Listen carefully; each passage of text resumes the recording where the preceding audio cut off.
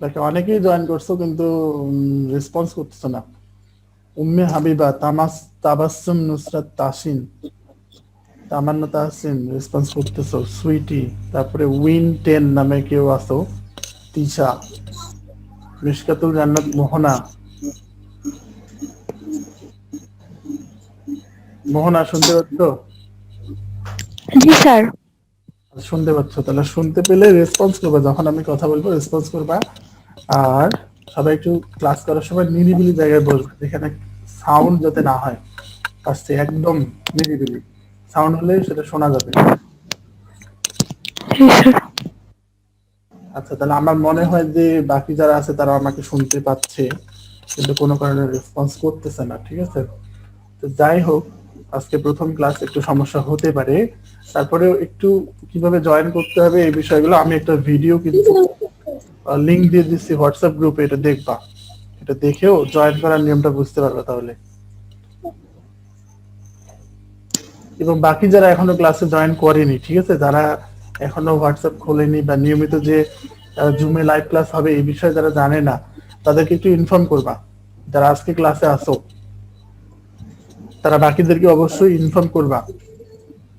সব স্যাররাই মোটামুটি চেষ্টা করবে লাইভ ক্লাস নিতে, হ্যাঁ, প্রতিদিন কম করে হলেও একটা ক্লাস লাইভ পাবা প্রতিদিন। এই জন্য যারা এখনো জানে না তাদেরকে একটু ফোন দিয়ে হোক বা পার্সোনালি হোক তাদেরকে ইনফর্ম করবা। আচ্ছা, তার মানে মোটামুটি সবাই আমার কথা শুনতে পাচ্ছ, ঠিক আছে।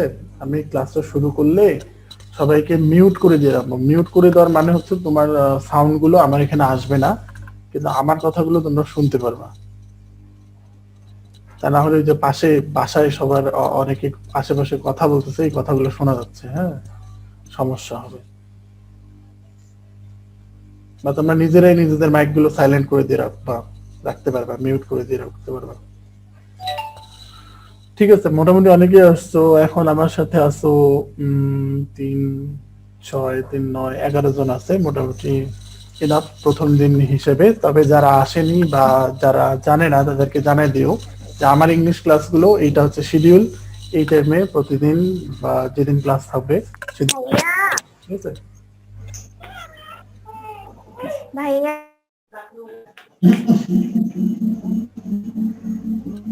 কথা বলবো না, নিরিবিলি জায়গা বুঝতে বুঝতে এই কথাগুলো অনেক শোনা যাচ্ছে।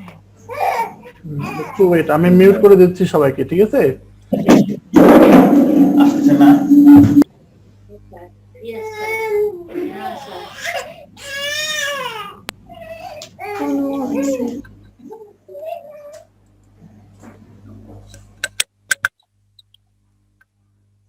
আমি কিন্তু সবাইকে মিউট করে দিয়ে রাখছি, ঠিক আছে। এখন যখন কথা বলার প্রয়োজন হবে, কাউকে প্রশ্ন করলে সে মাইকটা আনমিউট করে কথা বলতে পারবা।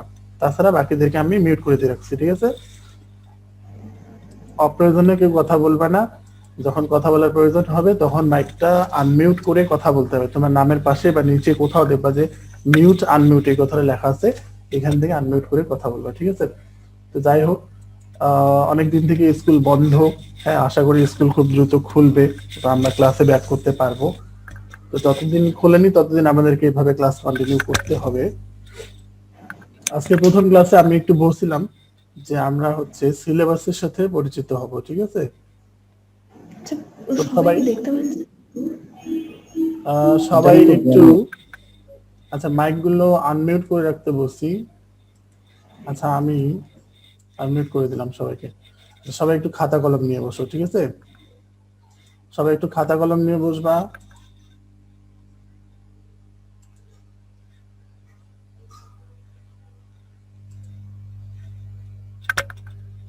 আচ্ছা, একটু ওয়েট, আমি স্ক্রিন শেয়ার করবো তো একটু সময় লাগবে, 1 মিনিট।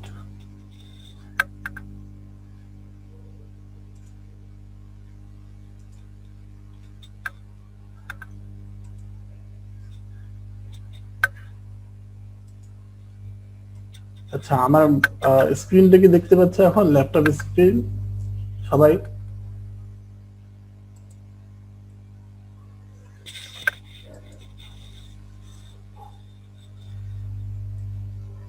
তামান্না, আনমিউট করে কথা বলো, আমার স্ক্রিনটা কি দেখা যাচ্ছে?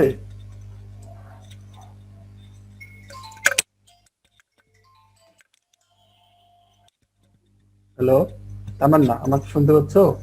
তোমাকে দেখতে পাচ্ছি আমি। তোমার মাইকটা আনমিউট করে নিতে হবে, ঠিক আছে? তুমি স্ক্রিনে কোথাও দেখো। হ্যাঁ, এখন কথা বলো। আমার স্ক্রিন দিকে দেখা যাচ্ছে? তোমাকে শুনতে পাচ্ছি না আমি, ঠিক আছে? তোমার যে স্ক্রিনের নিচে কোথাও দেখো মিউট করে দেওয়া আছে মাইকটা, এটা তোমাকে আনমিউট করতে হবে।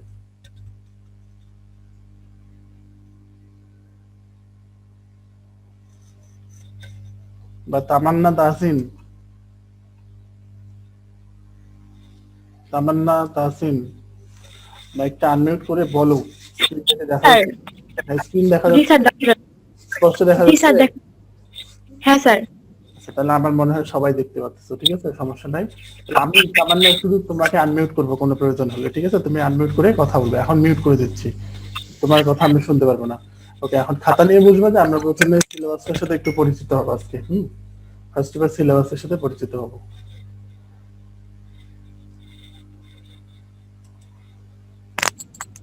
আচ্ছা, আচ্ছা স্যার। ওকে। তাহলে প্রথমত সিলেবাসে 9 এর আগে জেএসসি তে যে সিলেবাসটা ফলো করে আসছো আর তোমার হচ্ছে 9 এর যে সিলেবাস, এটাতে হিউজ ডিফারেন্স। হিউজ ডিফারেন্স, প্রথম যে বিগ ডিফারেন্স সেটা হচ্ছে তোমার জেএসসি তে তোমার ইংলিশে পেপার ছিল একটা। there was no first paper no second paper, English ছিল একটা, ঠিক আছে? কিন্তু তোমার 9 এ হচ্ছে ইংলিশ পেপার হচ্ছে এখন দুইটা, ফার্স্ট পেপার, সেকেন্ড পেপার। এবং আমার সাথে তোমার ফার্স্ট পেপার ক্লাসটা থাকবে। তো আমরা প্রথমেই মার্কস ডিস্ট্রিবিউশনটা আজকে দেখবো যে আসলে কত করে মার্কস আছে। ফার্স্ট পেপারে তোমার হচ্ছে 100 মার্কস এখন, আর সেকেন্ড পেপারে হচ্ছে তোমার 100 মার্কস। অর্থাৎ আগের থেকে মার্কস ডিস্ট্রিবিউশনে কিন্তু বিশাল একটা ডিফারেন্স, ঠিক আছে? আগে তোমার জানো যে জেএসসি তে একটাই পেপার ছিল ইংলিশ, বা একটাতেই তোমার 100 মার্কস ছিল সব মিলিয়ে। আর এখন তোমার ইংলিশ ফার্স্ট পেপারে হচ্ছে 100 মার্কস, আবার সেকেন্ড পেপারে হচ্ছে 100 মার্কস, ঠিক আছে? এখানে একটা বড় তফাৎ কিন্তু আছে। তো যাই হোক, আজকে ইংলিশ ফার্স্ট পেপার সিলেবাসে আসলে কি কি থাকবে সেটা আমরা দেখবো। আর সিলেবাসে ভালো করতে গেলে প্রথমত সিলেবাসটা আমাদেরকে ভালো করে বুঝতে হবে, ঠিক আছে? ওকে, তো স্ক্রিন সবাই দেখতে পাচ্ছ। আমি আইটেমগুলো একটা একটা করে বলবো। আজকে এটাই আমাদের কাজ। তোমরা শুধু নোট করে রাখবো যে আসলে কি কি আইটেম তোমাকে পড়তে হবে এই 100 মার্কসের জন্য। তো আমার এখন স্ক্রিনে তুমি সবাই দেখতে পাচ্ছ যে ঢাকা বোর্ড 2020-এর প্রশ্নটা আমি এখানে দিয়ে রাখছি। অর্থাৎ আমাদের লাস্ট যে বোর্ড এক্সাম এসএসসি, সেটার যে প্রশ্ন, ঢাকা বোর্ডের প্রশ্ন। জানো যে 8টা বোর্ডে পরীক্ষা হয়ে থাকে, তার মধ্যে আমরা পরীক্ষা দিই হচ্ছে দিনাজপুর বোর্ডে। তো ঢাকা বোর্ডের প্রশ্নটা আমি এখানে দিয়ে রাখছি, সবাই দেখতে পাচ্ছ। এই প্রশ্নটা দেখলে আসলে আমরা বুঝতে পারবো যে আসলে কি কি আইটেম আমাদেরকে পড়তে হবে ফার্স্ট পেপার থেকে। তো প্রথমত 1 নম্বর প্রশ্নে বা প্রথমেই খাতায় লেখা যে সিন প্যাসেজ। Seen passage.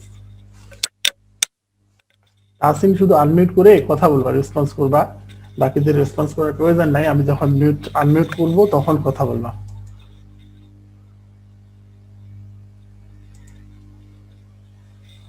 ওকে, খাতায় লেখো সিন প্যাসেজ। এখন সিন প্যাসেজ, সিন প্যাসেজের সাথে আমরা সবাই পরিচিত, কারণ এটা আমাদের জিএসসি তেও ছিল যে সি থেকে সিন। সি মানে দেখা, যে প্যাসেজটা আমার আগে থেকে দেখা রয়েছে সেটাকে আমরা বলি হচ্ছে সিন প্যাসেজ। তো সিন প্যাসেজ হচ্ছে এমন একটা প্যাসেজ যেটা আমাদের টেক্সট বুক থেকেই নেওয়া হবে। তোমরা সবাই বইটা পেয়ে গেছো এবং বইয়ে অবশ্যই দেখেছো যে নিউ বুক দেয়ার আর 14 ইউনিটস, 14টা ইউনিট আছে। এবং এই 14টা ইউনিট থেকেই আসলে যে কোনো প্যাসেজ পরীক্ষা আসতে পারে। এটাকে আমরা বলছি হচ্ছে সিন প্যাসেজ। তো এখানে ভালো করতে গেলে আমাদেরকে মূলত টেক্সট বইটা খুব ভালো করে পড়তে হবে, প্যাসেজ গুলো খুব ভালো করে পড়তে হবে। তো সিন প্যাসেজ থেকে আমাদের পরীক্ষা থাকবে হচ্ছে 17 মার্কস, 17 মার্কস।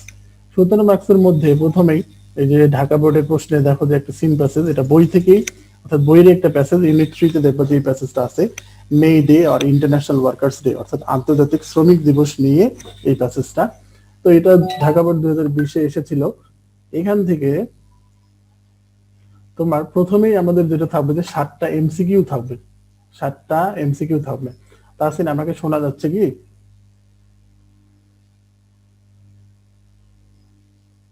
তাহসিন,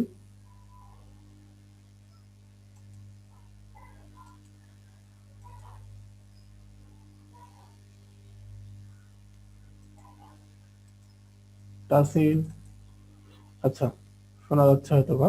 তাহলে প্রথমে আমাদের থাকবে হচ্ছে এমসিকিউ থাকবে 1 নম্বর প্রশ্নে। এমসিকিউ থেকে আমাদেরকে 7টা এমসিকিউ থাকবে, 7টাতে প্রত্যেকটাতে 1 মার্ক করে আমাদের হচ্ছে 7 মার্কস এখানে থাকবে 7 মার্কস। তো 7টা এমসিকিউ দেখা যাবে যে 7টা এমসিকিউ যদি আমরা অ্যানালাইজ করি একটু বোর্ড প্রশ্নগুলো, তাহলে আমরা দেখবো যে এসএসসি তে বেশিরভাগ প্রশ্ন 7টা এমসিকিউ এর মধ্যে মিনিমাম 2 থেকে 3টা সিনোনিম এসে থাকে। সিনোনিম, সিনোনিম মানে আমরা জানি যে সমার্থক শব্দ, অর্থাৎ প্যাসেজ থেকে কিছু শব্দ বা কোনো ফ্রেজ তুলে দেওয়া থাকবে যে তোমাকে বলবে যে এই ফ্রেজটা দিয়ে কি বোঝানো হচ্ছে।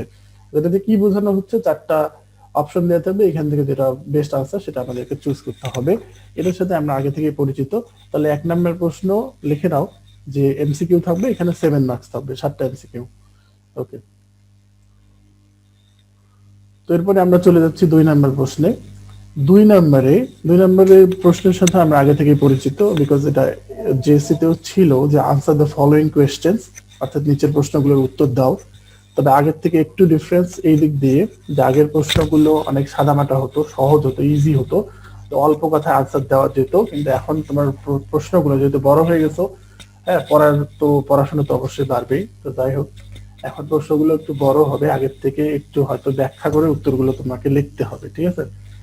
ওকে, এবং মাঝে মাঝে আমরা দেখবো যে মন্তব্য বা তোমার হচ্ছে অপিনিয়ন চাওয়া হবে প্রশ্নের মধ্যে, মতামত চাওয়া হবে, সেই ধরনের প্রশ্ন থাকবে। তো এখানে 5টা প্রশ্ন হচ্ছে তোমার প্রত্যেকটাতে 2 মার্কস করে 10 মার্কস এখানে আছে। এই হচ্ছে এমসিকিউ 7টা, আর তোমার প্রশ্ন 5টা 10 মার্কস। তাহলে মোট সিন প্রসেস থেকে 17 মার্কস থাকবে। এই এখন আমরা 3 নম্বর প্রশ্নে চলে যাচ্ছি।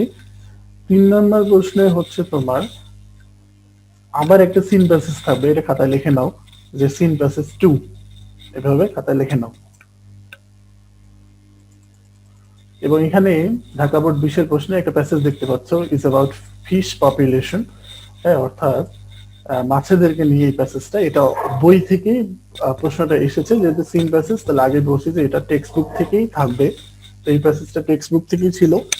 তো এখান থেকে 3 নম্বর প্রশ্ন যেটা করতে হবে, নিচে দেখতে পাচ্ছ বা 3 নম্বর প্রশ্নটা আমরা একটু পড়ি। Read the following text and fill in the each gap with the suitable word based on the information from the text. Okay, এই টেক্সট থেকে একটা শূন্যস্থান শূন্যস্থান হিসেবে একটা প্যাসেজ থাকবে।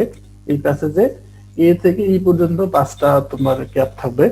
তো আমাদের কাজ হচ্ছে এই ইনফরমেশন গুলো আমরা এই প্যাসেজের ভিতরেই পাবো। এখান থেকেই আমাদেরকে শব্দগুলো নিয়ে, প্রয়োজনীয় শব্দগুলো নিয়ে শূন্যস্থানটা পূরণ করতে হবে। এক্ষেত্রে ওয়ার্ড গুলো যে হুবহু এখানে থাকবে এমন না, আমাদেরকে আমরা ইনফরমেশন গুলো এখানে পাবো, কিন্তু ওয়ার্ডটা নিজের মতো আমাদেরকে তৈরি করে নিয়ে বসাতে হবে। তাহলে এটা হচ্ছে একটা উইদাউট ক্লু। এখানে 5টা ড্যাশের জন্য আমাদের হচ্ছে 5 মার্কস থাকবে। এই তাহলে বলতে গেলে আবার বলছি, সিন প্যাসেজ 2টা থাকবে পরীক্ষায়। 2টা প্যাসেজে হচ্ছে তোমার প্রথম প্যাসেজ থেকে 17 মার্কস, পরের প্যাসেজ থেকে 5 মার্কস। তাহলে টোটালি আমাদের টেক্সট বুক থেকে আমাদের মার্কস হচ্ছে 22। ওকে, এবারে আসো প্রশ্ন, এটা নাম্বার 4 হতো। তো যাই হোক, খাতায় লেখো যে আনসিন প্যাসেজ।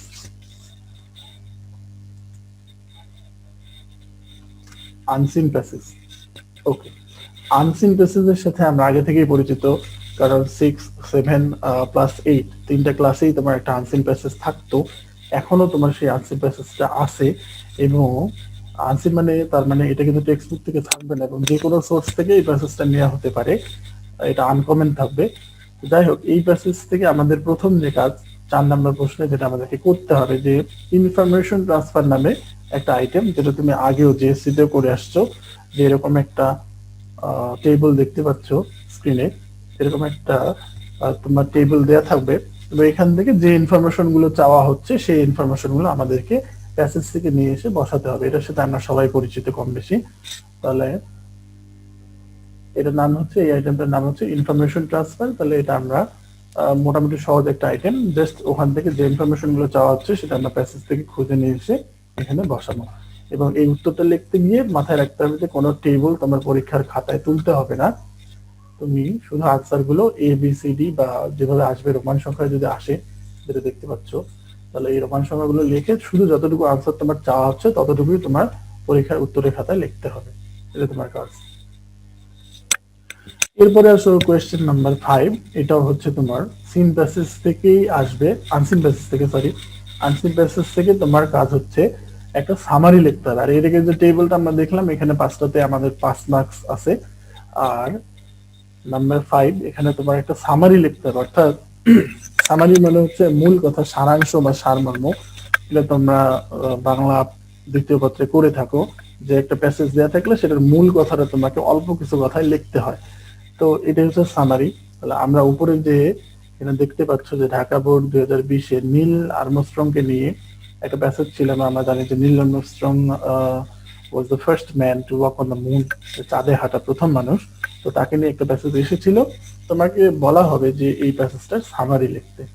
তো আসলে সামারি লেখার নিয়মগুলো এখানে শিখলেই ভালো করা সম্ভব, যে একটা প্যাসেজ থেকে আসলে কিভাবে আমরা মূল কথাটা বের করে নিয়ে আসতে পারি। আননেসেসারি যত কথা আছে, অপ্রয়োজনীয় যা কিছু আছে, সেটা বাদ দিয়ে আমাদেরকে মূল কথাটা সংক্ষেপে লিখতে হবে। অর্থাৎ সামারি এমন নয়, এটা থেকে সামারিতে কিন্তু আমাদের 10 মার্কস, হিউজ মার্কস। তো এই 10 মার্কসের জন্য এমন নয় যে এটা বিশাল আনসার লিখতে হবে, প্যারাগ্রাফের মতো করে 2-3 পৃষ্ঠা লিখতে হবে, এরকম না। বরং এখানে তুমি চাইলে প্যাসেজটা যদি এরকম হয়, তাহলে তোমার উত্তর 4 থেকে 5 লাইনেও শেষ হয়ে যেতে পারে। এটা দিয়ে তুমি 8 থেকে 9 পেতে পারো। ওকে। এবং বলা হয়ে থাকে যে summary should be 1/3 of the given passage, অর্থাৎ যে প্যাসেজটা পরীক্ষায় দেওয়া থাকবে সেটার যে সাইজ থাকবে, আকার থাকবে, তার 1/3 হবে, অর্থাৎ 1/3 হবে। এরকম হলেই সামারিটা মোটামুটি পারফেক্ট। ওকে, তাহলে আমরা সামারি বুঝতে পারলাম 5 নাম্বার প্রশ্নে। এবার আসো 6 নাম্বার প্রশ্ন। 6 নাম্বার প্রশ্নে তোমার এই আইটেমটাকে লিখে নেওয়া হচ্ছে ম্যাচিং নামে। কেউ মনে হয় কিছু বলতে চাচ্ছ নাকি?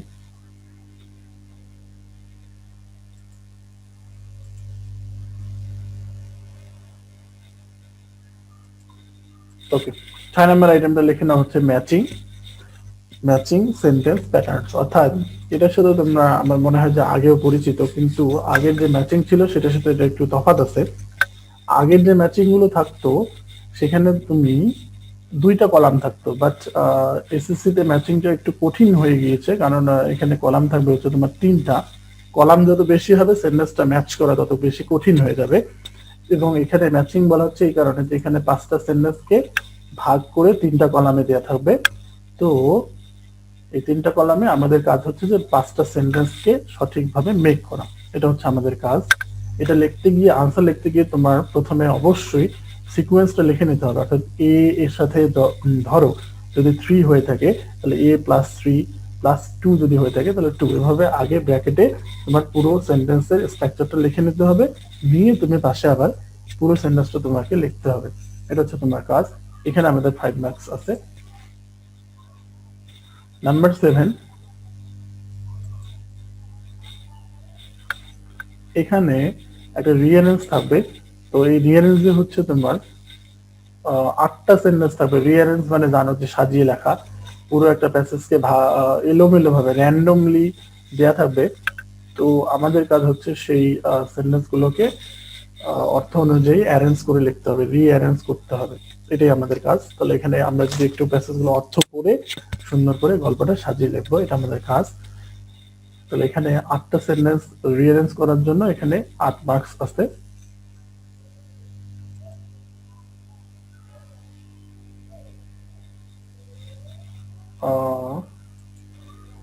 অনেকেই আছে মোটামুটি ক্লাসে। তো সবাইকে আমাকে শুনতে পাচ্ছ? তামান্না, তাসিল, শুনতে পাচ্ছ? আনমিউট করে বলো। শোনা যাচ্ছে। আচ্ছা ঠিক আছে, লিখতেছো খাতায় সিলেবাসটা? জি স্যার, লিখতেছি। স্যার, বলো। স্ক্রিনটা অর্ধেক দেখাচ্ছে, স্ক্রিনটা তুমি অর্ধেক দেখা যাচ্ছে। তুমি কি এখন রিয়ারেন্সটা পুরোটাই দেখতে পাচ্ছ কি? স্যার, মানে অর্ধেকটা দেখা যাচ্ছে, মানে সবগুলো সেন্টেন্স দেখা যাচ্ছে, কিন্তু বাকি সেন্টেন্স গুলো দেখা যাচ্ছে না। পুরোটাই দেখতে পুরোটা পাচ্ছ? সম্পূর্ণ। রিয়ারেন্স পুরোটা এ থেকে এইচ পর্যন্ত দেখতে পাচ্ছ কি? জি স্যার, দেখতে পাচ্ছি। হ্যাঁ, তো ঠিক আছে। তো পুরো স্ক্রিন আমি ওকে। দেখাচ্ছি না, ঠিক আছে? আমি যখন যতটুকু দেখা যাচ্ছে রিয়ারেন্স করতেছি, আমরা রিয়ারেন্সটা তোমাকে শো করতেছি। আচ্ছা স্যার। আচ্ছা ঠিক আছে, তো তোমাকে আনমিউট করে দিচ্ছি, না মিউট করে দিচ্ছি, সরি।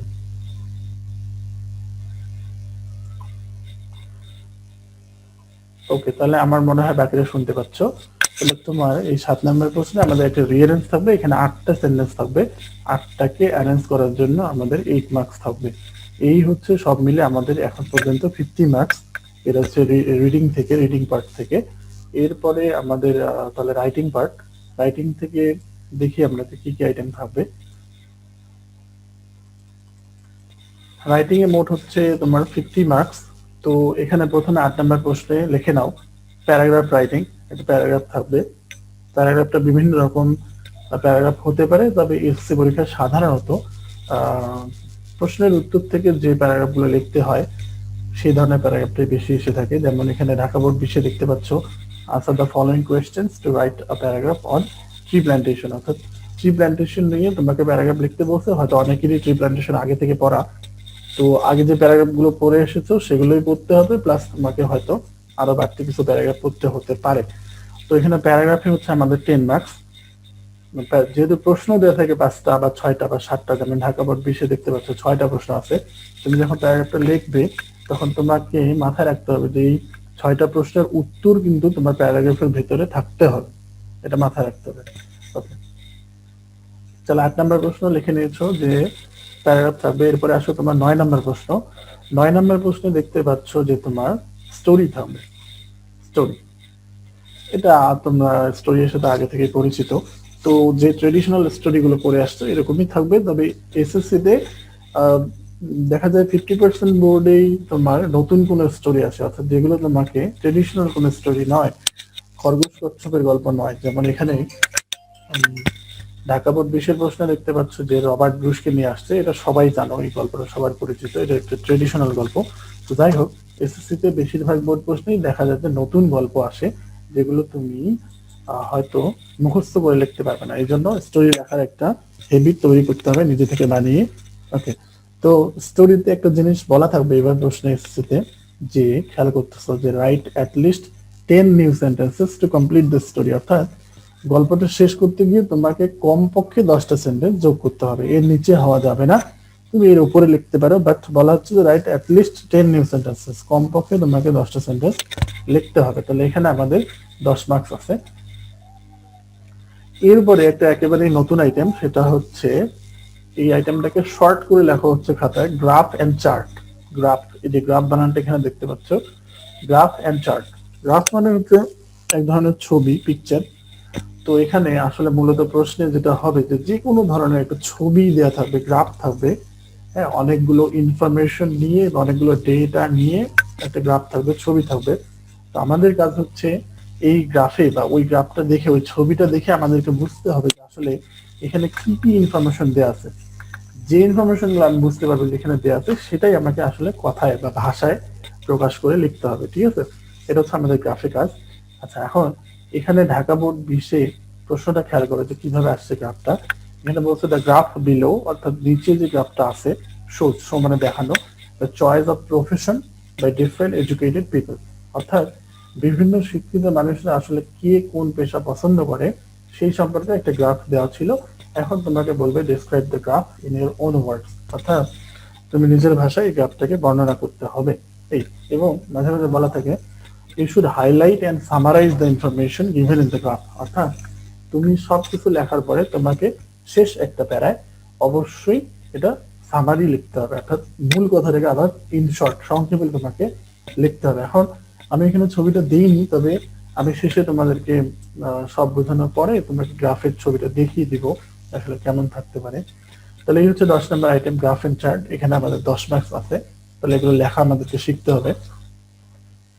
এরপরে কোয়েশ্চেন নাম্বার 11, এখানে তোমার হচ্ছে পুরাতন আইটেম, ইনফর্মাল লেটার থাকবে, অর্থাৎ ব্যক্তিগত চিঠি, যেগুলো আমরা বাবা মা বা বন্ধু ইত্যাদি আত্মীয় স্বজনদেরকে লিখে থাকি, সেগুলোকে আমরা বলি হচ্ছে ইনফর্মাল লেটার। তো এই ইনফর্মাল লেটারে হচ্ছে আমাদের 10 মার্কস আছে। অনেকেরই হয়তো অনেক লেটার আগে থেকে পড়া, নতুন করে হয়তো আর কিছু পড়তে হবে, দ্যাটস ইট। যেমন এখানে ঢাকা বোর্ড 20-এ দেখতে পাচ্ছ, now write a letter telling him the importance of taking physical exercise, অর্থাৎ ফিজিক্যাল এক্সারসাইজের গুরুত্ব বর্ণনা করে লেটারটা লিখতে হয়। এই ছিল ঢাকা বোর্ড 20-এর প্রশ্ন। এরপরে লাস্ট প্রশ্ন, কোয়েশ্চেন নাম্বার 12, এখানে আমাদের শর্ট করে লিখে নাও যে এখানে আমাদের ডায়লগ লিখতে হবে।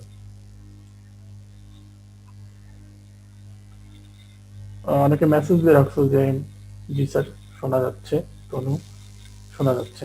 ওকে, কে জানি বলছো যে শোনা যাচ্ছে না। আচ্ছা, এখন একটা জিনিস যে জুমে কিন্তু ক্লাস একটা না 40 মিনিট নেওয়া যায়, ঠিক আছে? আজকের ক্লাসটা আমরা তাড়াতাড়ি শেষ করবো, আমাদের টাইমও প্রায় শেষের দিকে। এরপর থেকে যদি কখনো ক্লাস লম্বাও হয় তাহলে ক্লাস শেষ হয়ে গেলে আমি বলবো আবার লিঙ্কটা হোয়াটসঅ্যাপ গ্রুপে দিয়ে দিব, তখন আরেকবার তোমাকে জয়েন করতে হবে, ঠিক আছে? সমস্যা নেই, আমাদের হাতে 10 মিনিট আছে এখনো, তার আগে আমরা শেষ করব। তো তোমার শেষ প্রশ্নটা হচ্ছে ডায়ালগ রাইটিং। দেখতে পাচ্ছ, suppose you are Bakul and your friend is Nayan, recently you have noticed that accident is on the rise horribly in our country.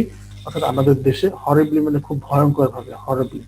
আচ্ছা, ভয়ঙ্কর ভাবে অ্যাক্সিডেন্টের সংখ্যা বেড়ে যাচ্ছে। Every day many people fall victim to accidents, victim to হয়, victim to accident, অর্থাৎ প্রতিদিন অনেক মানুষ অ্যাক্সিডেন্টের শিকার হচ্ছে। Now write a dialogue between you and your friend about the causes and remedies of road accident. অর্থাৎ কজ মানে হচ্ছে কারণ, রেমেডি মানে হচ্ছে প্রতিকার অর্থাৎ সমাধান। তাহলে তোমাকে বলছে তুমি তোমার বন্ধুর সাথে কথা বলবা রোড অ্যাক্সিডেন্টের কারণ এবং সমাধান নিয়ে। এই হচ্ছে 12 নম্বর প্রশ্ন। তাহলে আমরা রাইটিং এ দেখলাম 5টা আইটেম, আরেকবার বলছি। প্রথমে 8 নম্বর প্রশ্নে প্যারাগ্রাফ থাকবে 10 মার্কস, এরপরে 9 নম্বর প্রশ্নে স্টোরি থাকবে 10 মার্কস, 10 নম্বর প্রশ্নে গ্রাফ থাকবে, গ্রাফ এন্ড চার্ট, এখানে 10 মার্কস, তারপরে তোমার ইনফর্মাল লেটার, এখানে 10 মার্কস, আর 12 নম্বর প্রশ্ন ডায়লগ রাইটিং, এখানে হচ্ছে 10 মার্কস। এই হচ্ছে সিলেবাস মোটামুটি। তাহলে আজকে প্রথম ক্লাসে আমরা সিলেবাস সম্পর্কে মোটামুটি ধারণা পেয়ে গেছি। এরপর থেকে আমরা এরপর দিন আমরা টেক্সট বুকটা পড়া শুরু করবো। এই জন্য ক্লাস টাইমে সবাই টেক্সট বুক নিয়ে বসবা, খাতা কলম নিয়ে বসবা, আমরা পড়া শুরু করবো। আর রাইটিং গুলো তোমরা নিজ দায়িত্বে যদি পারো, তাহলে আগের বছরের যে বড় ভাই বোন আছে তাদের সিলেবাসটা ম্যানেজ করে রাইটিং গুলো পড়া শুরু করতে পারো। হাফ ইয়ারলিতে যা থাকবে তোমার সেটা তুমি পড়া শুরু করে দিতে পারো। ওকে, এখন তুমি তোমাদেরকে আরেকটা জিনিস আমি দেখা দিচ্ছি, শুধু যে গ্রাফ এন্ড চার্টটা আসলে কিরকম হবে সেটা, এটা দেখে আমরা ক্লাসটা শেষ করব। সবাই ভালো থাকবা, এবং যারা এখনো ক্লাসে জয়েন করেনি তাদেরকে তোমরা অবশ্যই ইনফর্ম করবা যে ম্যাপস খুলে ক্লাসে জয়েন করতে। একটু ওয়েট।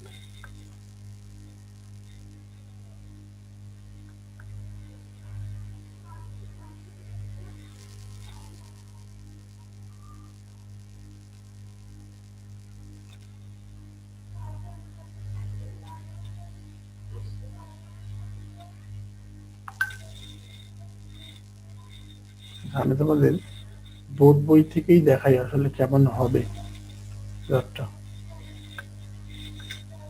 একটু ওয়েট।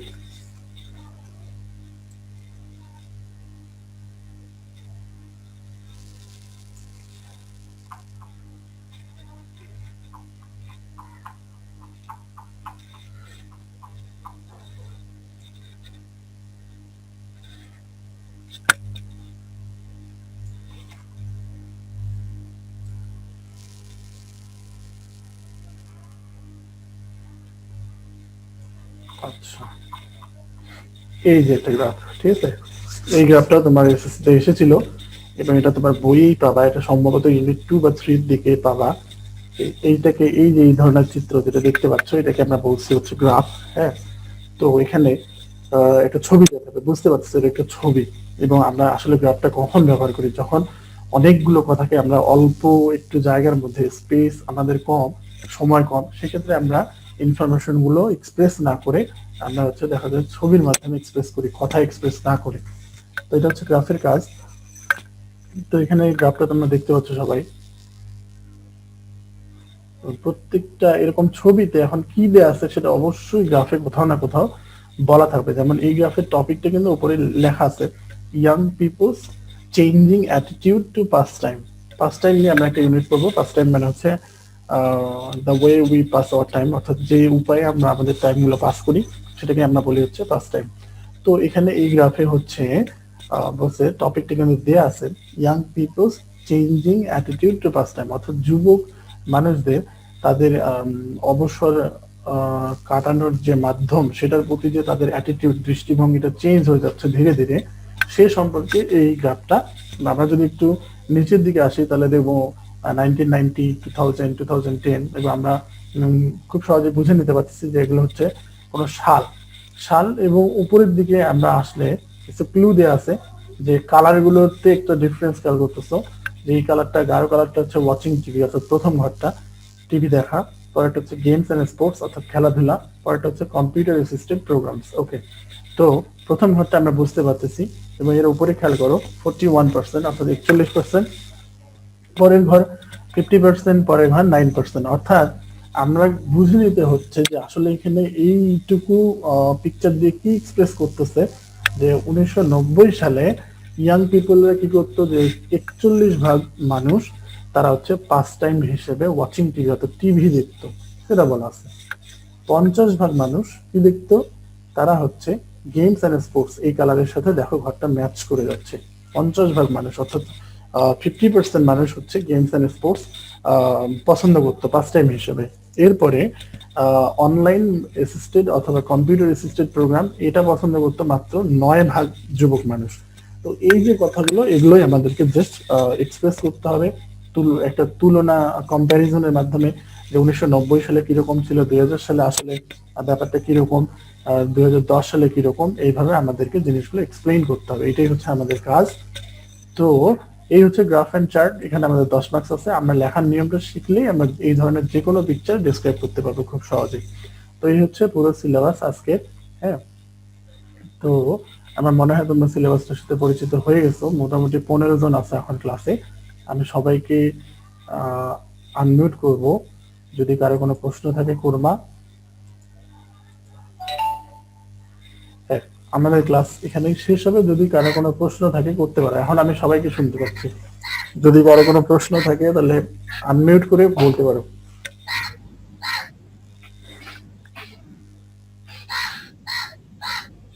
কার পাশে জানি কাক ডাকতেছে, কাককে ক্লাস করলো নাকি এতক্ষণ? হ্যাঁ, আমার তো মনে হয় কাকও ক্লাস করলো মানুষের। হ্যাঁ জি স্যার, হইতে পারে। হ্যাঁ, ঈশা, হ্যাঁ আছি। মনে হচ্ছে ঈশা। বাইরে বসে আছিস তো, এর জন্য কাকা করতেছে। আচ্ছা, ওকে, কার কোনো প্রশ্ন আছে আজকে ক্লাস নিয়ে? না স্যার। হ্যাঁ, কে জানি বলতে যাচ্ছে কিছু, বলো। কাক কি উপরে বসে আছে নাকি? আরে কাক যেখানেই বসে থাক, তোরা যেটা কোশ্চেন আছে সেটা কর। ঠিক, বলো, কোনো প্রশ্ন থাকলে বলো। এভাবে ক্লাস টাইমে আমার ক্লাসটা এভাবেই হবে, ঠিক আছে? যারা জি স্যার। class করেনি ওদেরকে জানাই দিও। ওকে, তো ঠিক আছে, সবাই ভালো থাকো। মনে হয় প্রশ্ন নাই, ঠিক আছে, সবাই ভালো থাকো। অবশ্যই কোনো পরীক্ষা হবে স্যার? হ্যাঁ বলো তোমা, কিছু বলবা? স্যার বলতে চাচ্ছিলাম আমাদের পরীক্ষাটা স্যার কত মার্কের মধ্যে হবে? 100 মার্কস। সেটা তো শুরুর দিকে বলে দিয়েছি, আমাদের ফার্স্ট পেপারে এখন 100 মার্কস, সেকেন্ড পেপারে হচ্ছে 100 মার্কস। অর্থাৎ ইংলিশ সিলেবাসটা হিউজ সিলেবাস। সেকেন্ড পেপারেও তোমরা দেখবে যে গ্রামারে 11টা গ্রামার আইটেম, ঠিক আছে? 11টা গ্রামার আইটেম। জি স্যার। এই জন্য বাসায় একটু পড়াশোনা শুরু করে দাও, ঠিক আছে? Okay, ঠিক আছে, সবাই ভালো থাকো, ধন্যবাদ।